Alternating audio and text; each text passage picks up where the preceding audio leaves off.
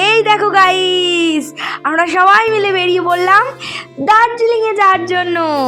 এই দেখো এখানে আমার ভাই, মামা, মামাদের ফুল গ্রুপ। আমরা কিন্তু যাচ্ছিলাম মামাদের গ্রুপের সঙ্গে। মামা যেখানে কাজ করে সেখান থেকে ট্রিপে নিয়ে যাচ্ছিল, তো সেই ট্রিপে আমরাও সামিল হয়ে গেছি। আর রাতের জন্য আমরা ডিনার করে নিয়ে গেছিলাম রুটি আলুর দম, মা করে নিয়ে গেছিলো, আর ছিল চাউমিন। তো এখন আমাদের খাওয়া দাওয়া করে আমরা রাতে শুয়ে পড়ার ব্যবস্থা করে নিয়েছি। আর এখানে তো ঠান্ডা ছিল, বাবা তো বেড কভার গায়ে দিয়ে বসে পড়েছে। আর পুরো আমাদের ট্রেন জার্নি ছিল 11 থেকে 12 ঘন্টার মতন। অতক্ষণ আমাদের ট্রেনে থাকতে হয়েছিল, আর কি বলবো। আর এখানে রাত্রিবেলা আমরা নাটক করছিলাম। আর এখানে কিন্তু আমি অলরেডি শুয়ে পড়েছি, আর দিভাই চিন্তা ভাবনা করছিলাম আমাকে সিটটা খুলে ফেলে দেবে বলে। আর এইখানে হচ্ছে পরের দিন সকালবেলা হয়ে গেছে, সকালে কফি খাবো বলে এখন কফি নিয়ে নিচ্ছি। আমার কফি খেতে খুবই ভালো লাগে। আর এই কফিটা দেখো কাকু কি সুন্দর করে বানাচ্ছিল, সকাল সকাল দেখে তো প্রায় মনই পড়ে গেল। আর দেখো জার্নিটা সত্যি অনেকটা মানে কষ্টকর ছিল, কারণ সরস্বতী পুজোর দিন মানে শুক্রবার 23 তারিখ আমাদের ট্রেন ছিল রাতে। আর এখন অলরেডি 24 তারিখ হয়ে গেছে। আমরা মানে আমাদের শিলিগুড়ি ঢুকতে আর বেশ কিছুক্ষণ বাকি। তো এই ট্রেনের মধ্যে আমরা একটু গরম গরম কফি খেয়ে নিচ্ছিলাম। আর এখানে দেখো চা বাগান দেখতে দেখতে আমরা চলে যাচ্ছিলাম শিলিগুড়ির উদ্দেশ্যে। যত ট্রেন শিলিগুড়ির দিকে এগোচ্ছিল ঠান্ডা ততটাই বাড়ছিল। আর তারপর এখানে ভাই বকাবকি করছিল কারণ আমরা জ্বালা করে রিলস করছিলাম বলে। আর এখানে দেখো ফাইনালি আমরা কিন্তু চলে এসেছি শিলিগুড়িতে। আর এইখানে শিলিগুড়িতে স্টেশন থেকে নেমে আমরা এখন চলে যাবো গাড়ি ধরে দার্জিলিংয়ের উদ্দেশ্যে। এখন আমরা স্টেশনেই রয়েছি। স্টেশনে কত ভিড় আর যে দেখতে পাচ্ছ অতজন, সবাই কিন্তু আমাদের সাথেই এসেছিল। তারপর এখানে দেখো আমাদের লোকজন সব দাঁড়িয়ে আছে, কারণ গাড়ি আসবে আমাদের পিক আপ করার জন্য। আর এখানে গাড়ি অলরেডি আগে থেকে বলা ছিল। আর দেখো ভাই এদিকে হাত দিয়ে ডাকছে, ও যে কী করছে ওই জানার। এই যে নিউ ট্রলি আমাদের, আর তার সঙ্গে দেখো বাবা দাঁড়িয়ে আছে। আর গোপুও কিন্তু আমাদের সাথে দার্জিলিং ট্রিপে এসছে। এখানে আমরা সবাই মিলে এখন একটা গাড়িতে উঠে যাব। গাইস দেখো আমরা গাড়িতে উঠে গেছি শিলিগুড়ি থেকে। এখন এখান থেকে আমরা দার্জিলিংয়ের পথে যাব, মানে যেখানে নিয়ে যাবে আর কি। আমাদের গ্রুপ সবাই এখানে আছে, সব গাড়ি ঠিক করা ছিল, সেই গাড়িতে আমরা উঠে পড়েছি। প্রচুর গাড়ি, ওইদিকে দেখো ওই গাড়িগুলো সব আমাদেরই লোক। সব একসাথে ওঠা হবে, উঠে একসাথে যাওয়া হবে। চলো আস্তে আস্তে আমি সঙ্গে থাকো, দেখতে থাকো। আমার গলার অবস্থা খুবই খারাপ গাইস, একটা ঠান্ডা লেগে গেছে। আমরা ঠান্ডা জায়গায় এসেছি, মোটামুটি রোদ আছে। আর এখানে দেখো তো চলো এখন আপাতত টাটা, নেক্সট দেখা হচ্ছে। चलना है मुश्किल तो जल्दी ही सही, आँखों के किनारों में बहा। আমাদের গাড়ি কিন্তু এখানে অলরেডি ছেড়ে দিয়েছে শিলিগুড়ি থেকে। আর আমাদের টিম মানে আমাদের মামাদের গ্রুপে ছিল প্রায় 50 থেকে 60 জন লোক। মানে আমরা দার্জিলিং যাচ্ছিলাম আর কি। আর এখানে যেতে যেতে গাড়িতে এতই বোর হচ্ছিলাম, দিভাই তো ঘুমিয়ে পড়েছিল। আর আশেপাশের ভিউ দেখতে দেখতেই চলে এসেছিলো পাহাড়টা দেখতে এত সুন্দর লাগছিল। তো পাহাড় দেখেই তো আমার মন খুশি খুশি হয়ে গেছে পুরো। তার উপরে আমি এখন আপাতত ভালো আছি, কিন্তু একটু পর থেকে আমি খুব খারাপ হয়ে যাব। মানে আমি যে 2.5 ঘন্টা 3 ঘন্টা যে গাড়ি জার্নি ছিল আমাদের শিলিগুড়ি টু দার্জিলিং, আমি সেই টানা 2.5 ঘন্টা বমি করেছি। কি বলবো গাইস, যাই হোক, কারণ পাহাড়ে যত ব্যাগ ঘুরে উঠছে ততটাই মানে আমার শরীরটা একদমই সাথ দেয়নি। যাই হোক মানে তারপরে দেখো এখানে বনু আর আমি অনেক কটা ভিডিও বানিয়ে নিচ্ছিলাম। কি করব, শরীর খারাপের জায়গা, কিন্তু আমাদের ঘোরাটা তো এনজয় করতে হবে, তাই না? আর তার উপর এখানে সরস্বতী ঠাকুর বিসর্জনের জন্য সবাই দেখো কি সুন্দর নেচে নেচে যাচ্ছিল। এই যে দেখতেই পাচ্ছ আমরা সবেমাত্র ঘুম রেল স্টেশনটা ক্রস করলাম, যেটা হচ্ছে সব থেকে উঁচু স্টেশন। স্টেশনটা খুব নির্জন ছিল, মানে খুব ফাঁকা, কেউ ছিল না স্টেশনে।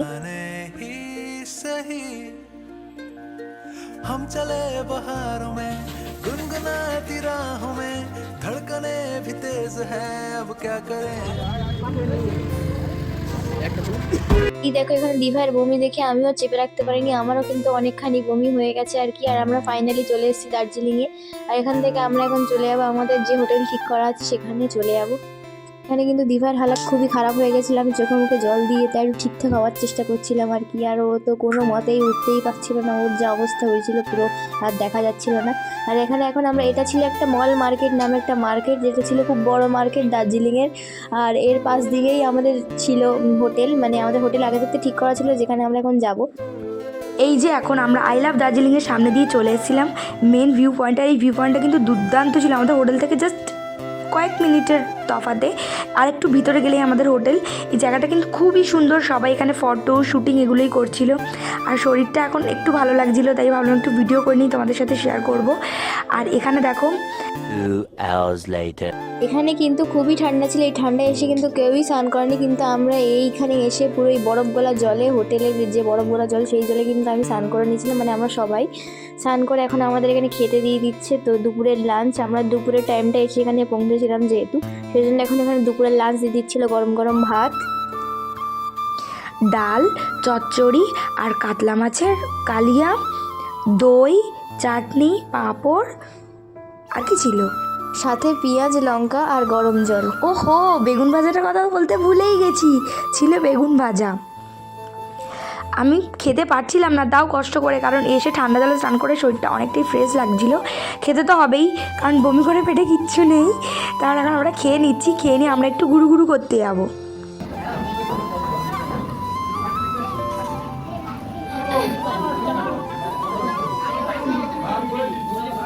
Few moments later.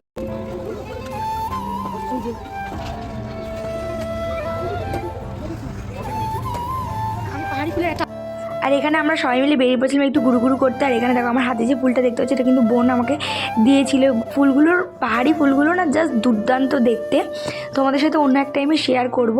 আর এইখান থেকে ভিউটা জাস্ট অসাম, মনে হয় দেখতেই থাকি, এত অসম ভিউ। আর তারপরে এখন দোকানে আমরা জিনিসপত্র দাম জিজ্ঞেস করছিলাম, কারণ একটু কেনাকাটি করে নিতে হবে, যেহেতু এটা আমাদের শর্ট ট্যুর।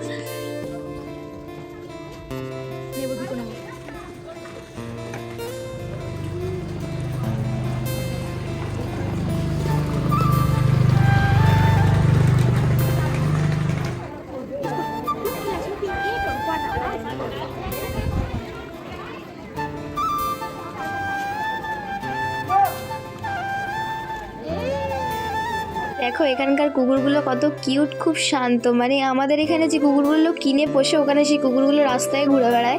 মানে ওখানে যেহেতু ঠান্ডা, তাই কুকুরগুলোর লোম একটু বেশি বড় বড়। আর এরা কিন্তু কোনো চেনা অচেনার ব্যাপার নেই, এরা কাউকে দেখে কিন্তু রাস্তায় ডাকে না। তুমি যে রাস্তায় যাকে দেখি আদর করবে, যে কুকুরকে দেখি আদর করবে, সেই তোমার কাছে এসে আদর খাবে, মানে জড়াবে, গায়ে হাত আর পেছন পেছন ঘুরবে। ওরা এত কিউট আর শান্ত। তারপরে দেখো আমরা মেন আরেকটা বড় মার্কেটে যাব, মল মার্কেট যেটা আমরা বলছিলাম, যেখানে আমাদের গাড়ি নামিয়েছিল। মার্কেটটা কিন্তু খুবই সুন্দর, অনেক অ্যাফোর্ডেবল দামও আছে। ঘুরে ফিরে তোমাদের পছন্দের মতো জিনিস কিনে নিতে পারবে। তাই আমরা একটু গেছিলাম যে দেখতে এরকম কি আছে। এখান থেকে ফার্স্ট দোকান থেকে শুরু করে প্রত্যেকটা দোকানে আমরা ঘুরেছি এবং অনেক জিনিস কেনাকাটাও করছি, সেটা তোমাদের সাথে পরে শেয়ার করব।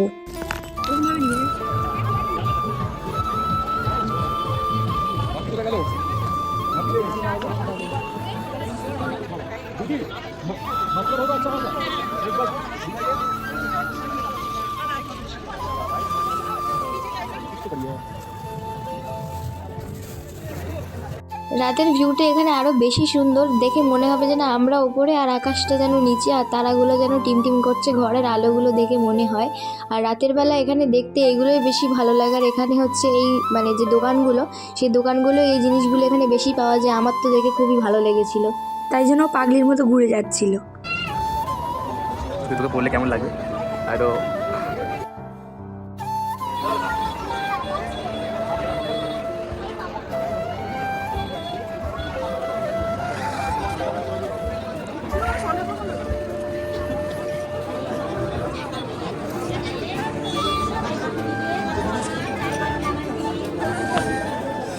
তারপর আমরা হোটেলে ফিরে এসে পেয়ে গেছিলাম গরম গরম আলুর পকোড়া এবং চা। যেহেতু শীতকাল, তার উপরে দার্জিলিংয়ের ঠান্ডা, তার উপরে একটু গরম চা আর গরম পকোড়া, উফ জাস্ট দুর্দান্ত একটা ব্যাপার। আমরা তো এখানে খেয়ে নিলাম, খেয়ে নিয়ে আমরা আবার বেরোবো, কারণ হাতে খুবই কম টাইম, আমরা যতটা পারবো এই সময় ঘুরে নেবো। আর দার্জিলিংয়ে এসি মোমো না খেলে হয়, তাই মামা কিনে দিয়েছিল মোমো। চাটনিটা খুবই ঝাল ছিল আর মোমোটা খুব টেস্টি ছিল। এখানে আমরা সবাই মিলে মোমো খেয়ে নিচ্ছিলাম। তারপর চলে আসি রাতের ডিনারে কিন্তু ছিল মাটন, আর মাটন তো আমি খাই না, তাই আমাদেরকে দিয়ে দিয়েছিল ডাবল ডিমের অমলেট। আর এদিকে দেখো সবাই কিন্তু খাচ্ছিল মাটন, তার সঙ্গে ফুলকপির তরকারি, ডাল, স্যালাড, পাঁপড়, চাটনি, আরও কত কি।